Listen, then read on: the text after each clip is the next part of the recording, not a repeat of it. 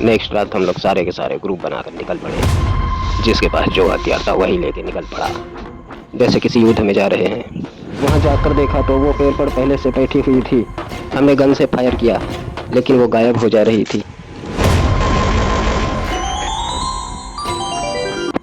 अचानक मौसम बदल गया, बारिश और तेज हवाएं चलने लगी। डरावनी आवाज भी बहुत जोर जोर से आने लगी थी।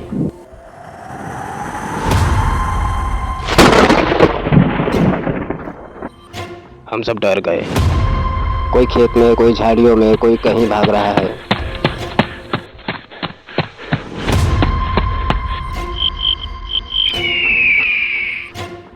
इसी बीच चुड़ैल ने एक आदमी को पकड़ लिया।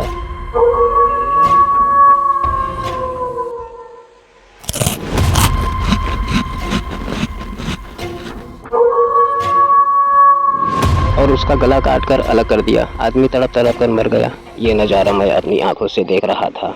मैंने सोचा यहाँ से भागना ही अच्छा रहेगा। जैसे मैंने दौड़ लगाया वो पता नहीं कहाँ से मेरे आगे ही आकर खड़ी हो गई। मैंने तलवार से हमला किया लेकिन कुछ हुआ ही नहीं उसे। मुझे पकड़कर ऊपर ले जाने लगी। वो चुड़ैल मुझे बहुत ऊंचाई तक लेकर चली गई। ऊपर ले जाकर नीचे छोड़ दिया। मैं बहुत तेजी से नीचे गिरने लगा। मैं धप से नीचे गिरा। गीली मिट्टी होने के कारण मुझे चोट भी नहीं लगी। कोई नहीं जानता था चुड़ैल को कैसे मारे, क्योंकि वो पहले से ही मरी हुई है। मरे हुए को कैसे मार सकते हैं? या तो उसे बोतल में कैद कर सकते हैं या फिर मुक्ति दिला सकते हैं, लेकिन कैसे किसी को पता ही नहीं। कुछ लोग घर के तरफ भाग गए थे और एक को तो चुड़ैल ने मार दिया था। मैं भी घर के तरफ भागने लगा।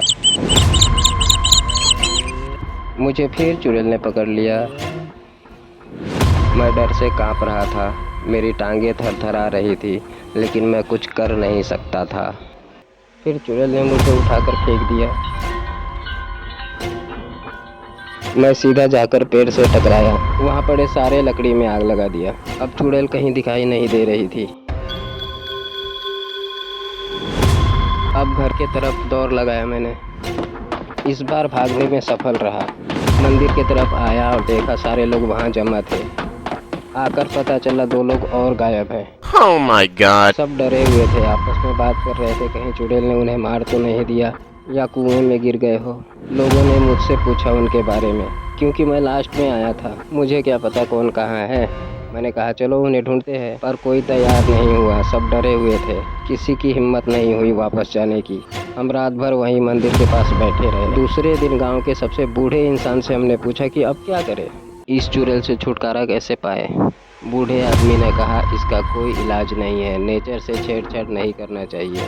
हम उसका कुछ नहीं बिगाड़ सकते। हम उसे परेशान नहीं करेंगे तो वो भी किसी को परेशान नहीं करेगी। इसीलिए उसे वहीं छोड़ दो। टाइम आने पर वो अपनी दुनिया में चली जाएगी। अभी उसका समय नहीं आया है। टाइम आने पर वो अपने बच्चे के साथ दोनों के दोनों चले जाएंगे।